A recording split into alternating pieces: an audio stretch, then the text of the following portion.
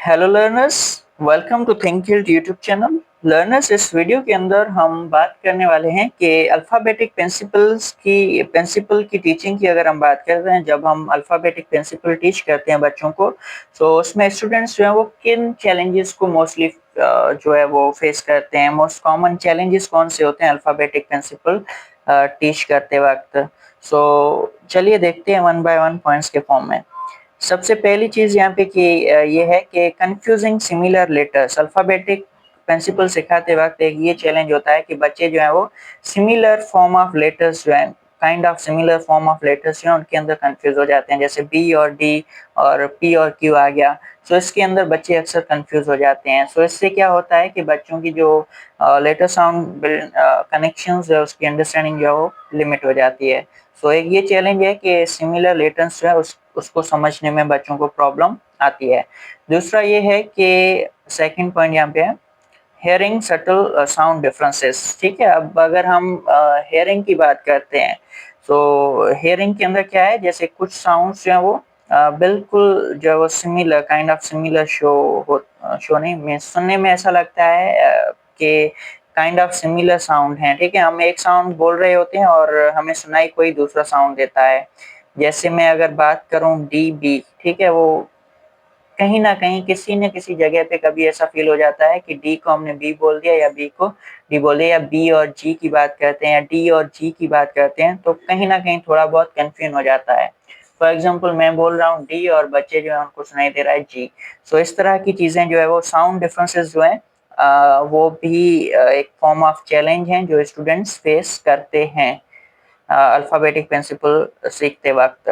सो sounds की hearing में भी प्रॉब्लम्स आ जाती हैं।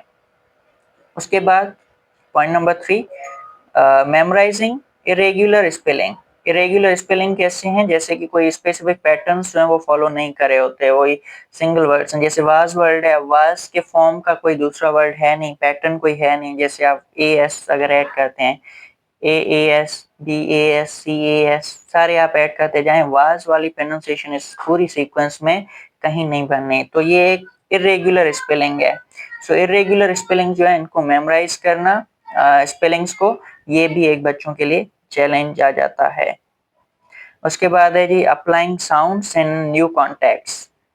न्यू कॉन्टेक्स्ट के अंदर जब साउंड्स को अप्लाई करना होता है, मतलब कि कॉमन पैटर्न से हटकर कोई अलग पैटर्न बच्चों के सामने जब आ जाता है, स्पेशली अगर हम बात करते हैं जिस तरह के साइलेंट लेटर्स वाला कॉन्सेप्ट आ जाता है, सो उनके अंदर साउंड्स को और लेटर्स को जब यूज करना होता है तो बच्चे अक्सर कंफ्यूज हो जाते हैं और उनको सही से अप्लाई नहीं कर पाते साउंड्स और लेटर्स को। तो ये भी एक चैलेंज है जो बच्चे फेस करते हैं। देन इसमें ये है कि टीचर का रोल क्या हो सकता है चैलेंजेस को ओवरकम करने में। टीचर जो है वो रिपीटेशन पे वर्क कर सकता है। टीचर मल्टी सेंसरी एक्टिविटीज करा सकता है जिसमें डिफरेंट सेंसेस जो है वो यूज हो रहे हो, हेयरिंग के हवाले से हो, काइनेस्थेटिक मिस के इंटेलिजेंस उन बच्चों की जो है वो यूज हो रही हो, विजुअल स्किल्स जो है वो इस्तेमाल हो रही हो, डिफरेंट सेंसेस से कनेक्ट करके जो है वो एक्टिविटीज टीचर करा सकता है जिनके थ्रू ये सारे जो चैलेंजेस हैं ये ओवरकम हो सकें। एंड पॉजिटिव रेनफोर्समेंट, बच्चों को जो है वो कंटिन्यूसली फीडबैक देते रहना है, मोटिवेट करते रहना है और इम्प्रूवमेंट पे जो है वो वर्क करते रहना है टीचर को। रेनफोर्समेंट जो है उस पर कंटिन्यूसली वर्क करते रहना है टीचर को। सो ये थे हमारे पास चैलेंजेस जो स्टूडेंट्स को फेस करने होते हैं, स्पेशली जब हम अल्फ़ाबेटिक प्रिंसिपल जब टीच कर रहे होते हैं तो स्टूडेंट्स इस तरह के चैलेंजेस जो हैं वो अक्सर फेस करते हैं। ओके, सो यही थे हमारे पॉइंट्स आज की। आज का लेक्चर इसी बारे में था।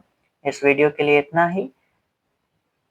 आपके अगर कोई भी क्वेश्चंस हो सो क्वेश्चंस आप कमेंट सेक्शन के अंदर पूछ सकते हैं।